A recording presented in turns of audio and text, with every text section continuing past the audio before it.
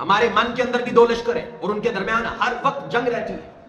وہ دو لشکر کون سے ہیں؟ ایک روح کا لشکر ہے، ایک نفس کا لشکر ہے. کافر کے مقابلے میں گئے، آپ نے جہاد کیا، ایک وقت کے لیے ہوا، آپ فاتح ہوئے، واپس آ گئے، جنگ ختم. لیکن یاد رکھیے گا آپ کے من کے اندر جو جنگ ہے، ایک خواہش کو مارتے ہیں دوسری خواہش اٹھ جاتی ہے، ایک کو ختم کرتے ہیں نفس دوسری خواہش کی ڈیمانڈ کر دیتا ہے، نفس کی دوسری ڈیمانڈ آنکھوں کے سامنے آ جاتی ہے. یہ ہر وقت انسان کے من کے اندر ایک جنگ لگی ہوئی ہے، نفس اور روح کی جنگ. خاص رمضان المبارک روح کو پاک کرنے کا، روح کو طاقتور کرنے کا مہینہ. اور اللہ فرماتا ہے اگر روحانی معنی اس کا کیا جائے کہ جب ہم انہیں یہ کہتے ہیں کہ نفسانی دنیا کو چھوڑو، نفس کی دنیا کو چھوڑو، نفس کی لذات کو چھوڑو اور روحانی زندگی میں داخل ہو جاؤ، تو ان پہ ایسے ہی ناگوار گزرتا ہے جس طرح کہ وہ ہم نے کہا تھا کہ نکلو میدان بدر میں.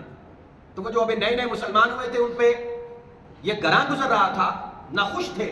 فرمایا اسی طرح مومنوں کے، مسلمانوں کے ایسے گروہ موجود ہیں کہ ہم جب انہیں کہتے ہیں کہ نفسانی دنیا کو چھوڑو، ان لذات کو چھوڑو، لالچ کو چھوڑو، ہرس کو چھوڑو، حسد کو چھوڑو، بغض کو چھوڑو، کینے کو چھوڑو، غیبت کو چھوڑو، یہ سارا کچھ نفسانی گھر کی خواہشات ہیں، انہیں چھوڑو اور آؤ روحانیت کے گھر میں داخل ہو جاؤ، ہجرت کرو روحانیت کی طرف.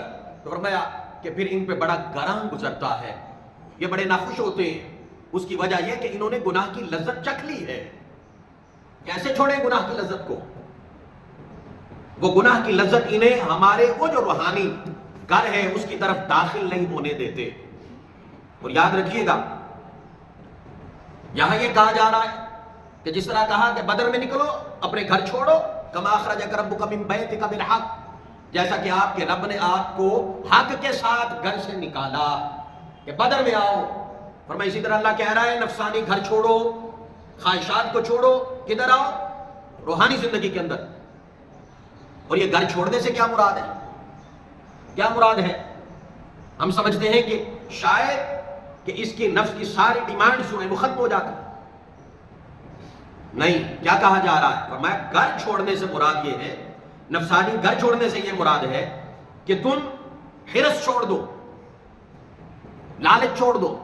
ورنہ نفس سے تو چھٹکارا نہیں ہے، لیکن نفس کی خواہشات کو تو آپ کچل سکتے ہو. جس نے نفس کی خواہشات کو کچلا وہ روحانی گھر میں داخل ہو گیا. ہم لالچ چھوڑنے کو تیار نہیں ہیں، ہرس چھوڑنے کو تیار نہیں ہیں. اگر کوئی ہمارے ساتھ برا کرے تو جب تک انتقام نہ لے اس وقت تک کلیجے کو ٹھنڈ نہیں پہنچتی. یہ سارا کچھ کیا ہے؟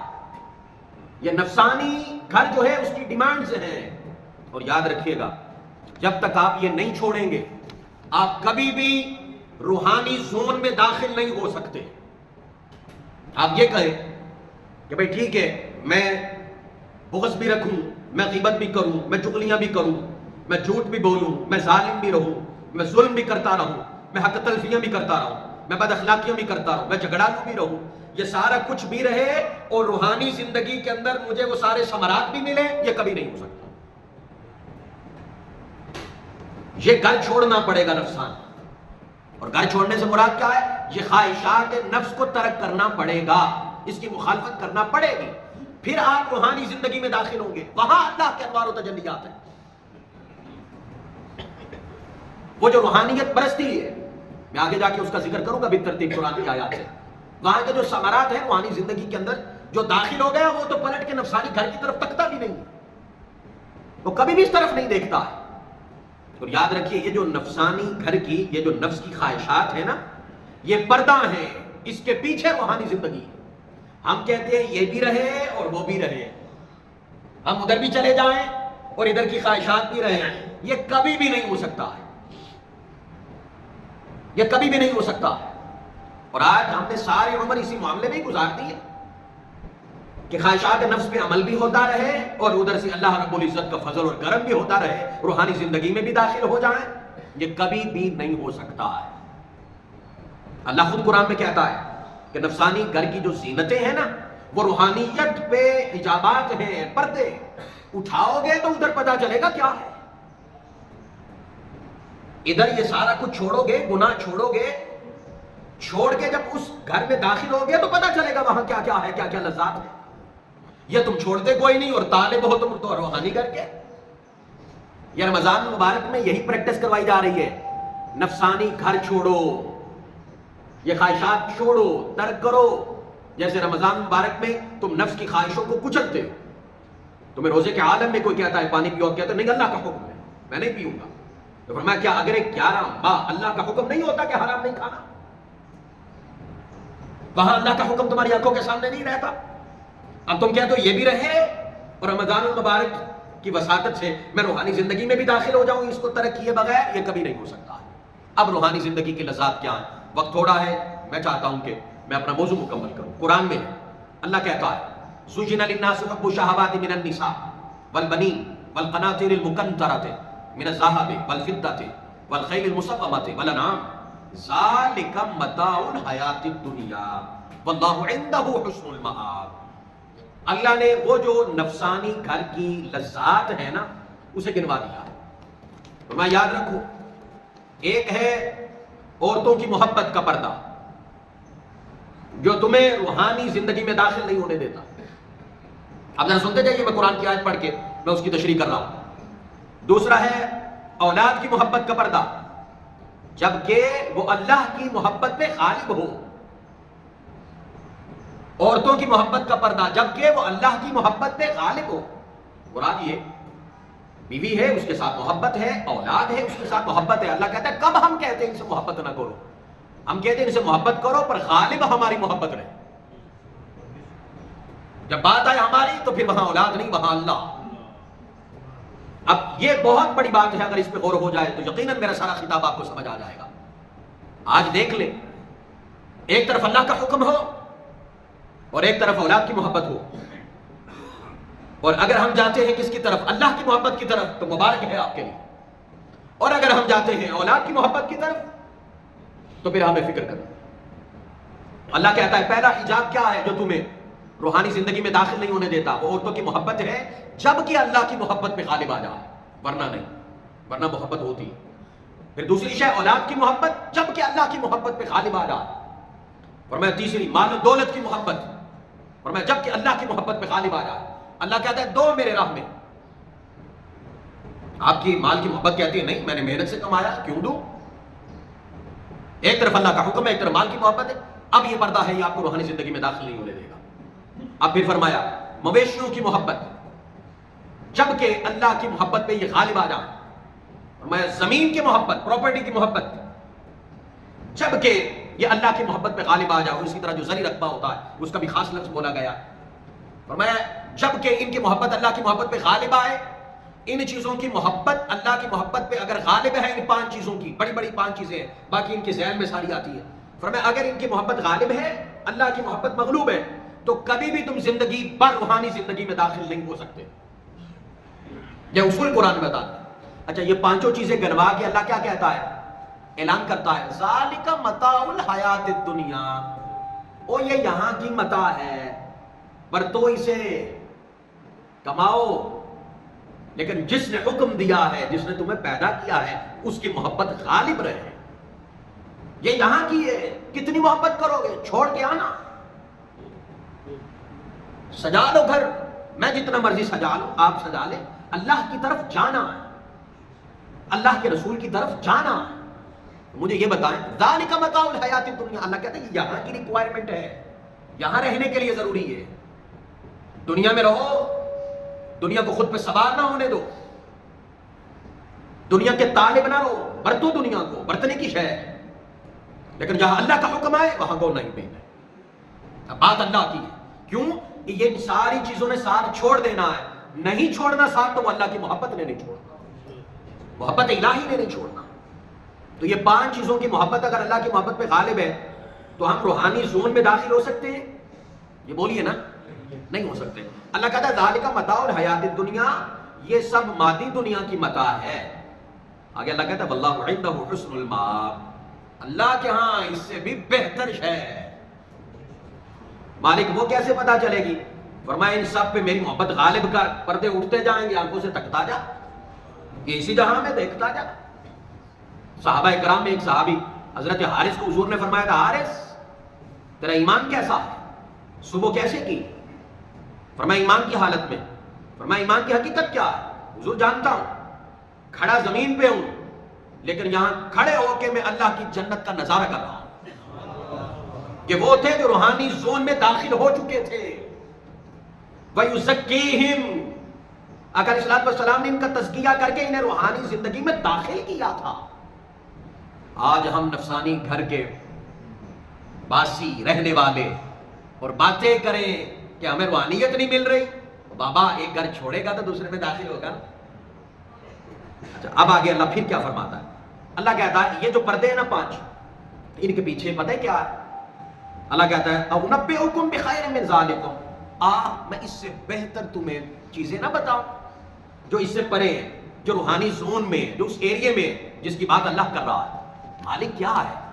فرمایا لِلَّذِينَ اتَّقَوْا عِندَ رَبِّهِمْ جَنَّاتٌ تَجْرِي مِن تَحْتِهَا الْأَنْهَارُ خَالِدِينَ فِيهَا وَأَزْوَاجٌ مُطَهَّرَةٌ وَرِضْوَانٌ مِّنَ اللَّهِ وَاللَّهُ بَصِيرٌ بِالْعِبَادِ. اللہ کہتا ہے نفسانی گھر کی کتنی چیزیں تھیں؟ 5. میں تمہیں روحانی دنیا کی 5 چیزیں بتاتا ہوں کہ وہاں تمہیں کیا ملے گا, وہاں جب داخل ہوگا تو انعام کے طور پہ کیا ملے گا. فرمایا سب سے پہلے اخروی باغات دوں گا کہ جہاں کبھی خزاں نہیں ہے, جہاں کبھی مالک اس کے علاوہ. فرمایا اخروی نہریں نیچے بہتی ہوں گی, کہیں دودھ کی نہر بہ رہی اور کہیں اللہ کے دیدار کی لذت کی نہر بہ رہی ہے.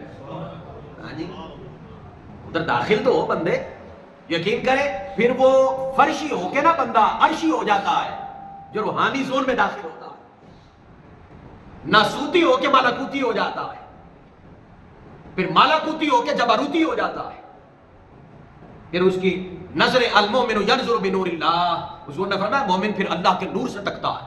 پھر یہ دیوار کیا ہے؟ کچھ نہیں ہے. کیوں؟ وہ روحانی زون میں داخل ہو چکا ہے. 5 چیزیں. تیسری چیز فرمایا اخروی سنگتیں دوں گا.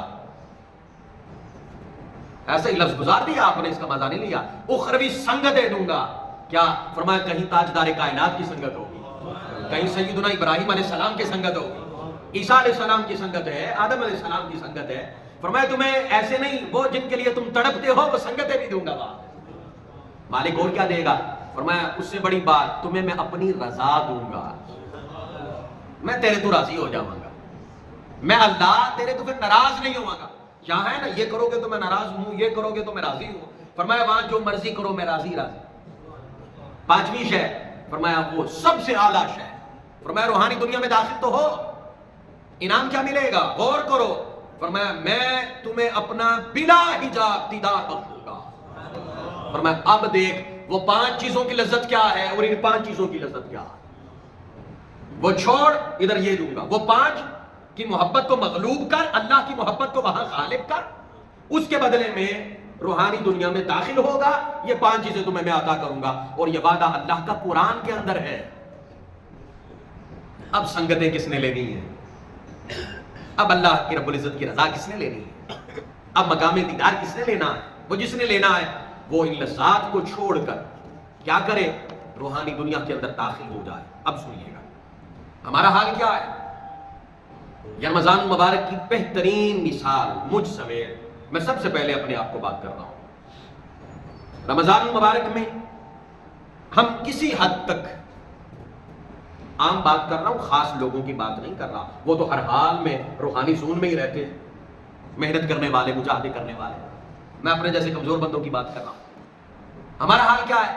ہم رمضان المبارک میں عین روحانی زون میں داخل ہوتے, رمضان المبارک گزرتا ہے, عین واپس نفسانی گھر کے اندر پھر آ جاتے, مستقل ڈیرے نہیں ڈالتے. اب دیکھیں نا, آپ اس گھر میں, نفسانی گھر میں پلٹ کے واپس آ جائیں تو پھر ماحول نفسانی گھر کا ہی ملے گا نا, روحانی گھر کا تو نہیں ملے گا. اور قرآن نے کہا ہے 5 چیزیں ہیں نفسانی گھر کی زیب و زینت, بس اس ماحول میں پھر آ جاؤ, پھر لالچ, پھر ہرس, پھر غیبت, پھر حسد, پھر کینہ, پھر بغض, پھر لالچیں, پھر لڑائیاں, پھر 2 نمبریاں, یہ سارا کچھ پھر اسی گھر کی ریکوائرمنٹ ہے. وہی رمضان مبارک میں کیا ہے, ایک دفعہ روحانی زندگی میں داخل ہو گئے ہو, فرمایا پلٹ کے نفسانی دنیا میں نہیں جانا. یہ تو ایسا ہی ہے نا کہ جیسے ہم عمرہ کرنے گئے، واپس آئے، وہاں روحانی زون میں داخل ہوئے، واپس آئے، پھر نفسانی گھر میں چلے گئے۔ نماز پڑھنے آئے، روحانی زون میں داخل ہوئے ایک وقت کے لیے، واپس پڑھ لے تو کہاں گئے؟ نفسانی گھر کے اندر۔ حالانکہ حکم کیا ہے؟ اور تم روحانی زون میں داخل ہو چکے ہو، نماز پڑھ رہے ہو، روزہ رکھ رہے ہو، عمرہ کر رہے ہو، حج کر رہے ہو، روحانی زندگی میں داخل ہو گئے ہو، اب تم نے پلٹ کے نفسانی گھر میں نہیں جانا ہے، وہ ادھر کی جتنی بھی لذات ہیں انہیں ترک کرنا ہے۔ اب سنیے گا، ہر ایک کے ایمان کا لیول اپنا اپنا ہوتا ہے، یاد رکھیں۔ جب ہم آتے ہیں اللہ کے حضور، روحانی زون میں داخل ہوتے ہیں، اب بات ذرا غور سے سنیے، یہ والی میں بس دو چار ہی نکات ہیں، بات سمجھ آ جائے۔ اچھا، روحانی دنیا میں ہم داخل ہو گئے، داخل ہونے کے بعد اب وہاں پہ رہ کے وہ ماحول مل گیا، انوار و تجلیات کا، سکون کا، قلبی اطمینان کا، وہ سارا کچھ، اللہ بذکر اللہ تطمئن القلوب، یہ ساری چیزیں روحانی زندگی میں جا کے ملتی ہیں۔ آپ وہاں پہ داخل ہو گئے، وہاں پہ داخل ہو کے آپ جا کے پھر اللہ سے کیا مانگتے ہیں؟ نفسانی گھر کی خواہشات مانگنا اللہ سے چاہیے، مانگنا اللہ سے چاہیے۔ حضور نے فرمایا کہ اگر تمہارے بوٹ کا، جوتے کا تسمہ ہے وہ بھی اللہ سے مانگو، یہ حدیث میں 12 سنا چکا ہوں۔ مانگنا اللہ سے چاہیے، لیکن یہ جو ہے نا چیزیں، یہ ساری ثانوی ہیں۔ یہاں کی جو جتنی بھی چیزیں ہم مانگتے ہیں نا، جاہ و مرتبہ، عزت، یہاں کا مال، یہ سارا کچھ جو مانگتے ہیں یہ کیا ہے؟ ثانوی، ختم ہونے والا۔ اللہ کہتا ہے میرے بندے تو روحانی دنیا میں آ جاتا ہے اور آ کے پھر کہتا ہے اللہ مال اور دے،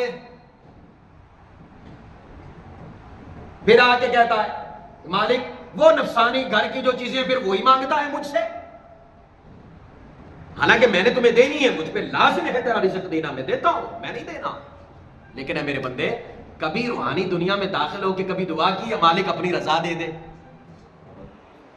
مجھے ایک بات بتائیں، دو چیزیں ہیں، ایک ہوتا ہے آپ بادشاہ کے پاس جائیں اور جا کے کہیں یار مجھے کچھ دے دو، وہ آپ کو کچھ چیزیں دے دیتا ہے، پھر جاتے ہو وہ کچھ دے دیتا ہے، پھر جاتے ہو وہ کچھ دے دیتا ہے، لگاتار معاملہ لگا رہے گا، جب وہ چیز ختم ہوگی آپ پھر جاؤ گے لینے۔ ایک یہ ہے کہ آپ ڈائریکٹ بادشاہ سے بادشاہی لے لیں، ایک تو آپ نے چیزیں مانگ لی، وہ دے گا، وہ اللہ دیتا ہے، اللہ ہی دیتا ہے۔ ایک یہ ہے کہ آپ بادشاہ سے بادشاہی لے لیں، بادشاہ کو لے لیں۔ تو مجھے یہ بتائیں پھر اس کی ساری بادشاہی کس کی ہوگی؟ وہ جس کا بادشاہ کا ساتھ تعلق ہوگا نا، تو ساری بادشاہی اسی کی ہو جائے گی۔ اللہ کہتا ہے روحانی دنیا میں آ کے وہ جھنجھٹ نہ مانگ، مجھ سے، مجھ کو مانگ، بادشاہ کو مانگ، مجھے مانگ، میری محبت مانگ، میری رضا مانگ۔ اور جب بادشاہی تیرا ہو جائے گا پھر بادشاہی کے رونے کیسے، پھر مانگنا تانگنا کیسا؟ پھر ہمیں پتا ہے کہ ہم اس کے ہیں، یہ ہمارا ہے، اللہ ولی الذین آمنوا، فرمایا پھر ہر شے ہم اس کے سپرد کرتے ہیں، لے خود بھی لے اور لوگوں میں بھی تقسیم کرتا جا۔ یہ ثانوی حیثیت ہے، میں یہ نہیں کہتا اللہ سے نہ مانگو، مانگنا اللہ سے چاہیے، لیکن یہاں پہ آ کے پھر ہم دعا کر کے وہی کچھ مانگتے ہیں جو ہمیں روحانی زندگی میں داخل نہیں ہونے دیتی۔ روحانی دنیا میں داخل ہو کے پھر وہی مانگتے ہیں، وہ اللہ سے اللہ کی محبت مانگو، اللہ کو مانگو، اللہ کی رضا مانگو، بادشاہ کو مانگو، بادشاہ کی محبت کو مانگو، تو پھر بادشاہی کس کی ہے؟ تو پھر محبت کرنے والے کو اللہ اپنی بادشاہیاں نہیں دے گا، اللہ سارے اختیار دے دیتا ہے۔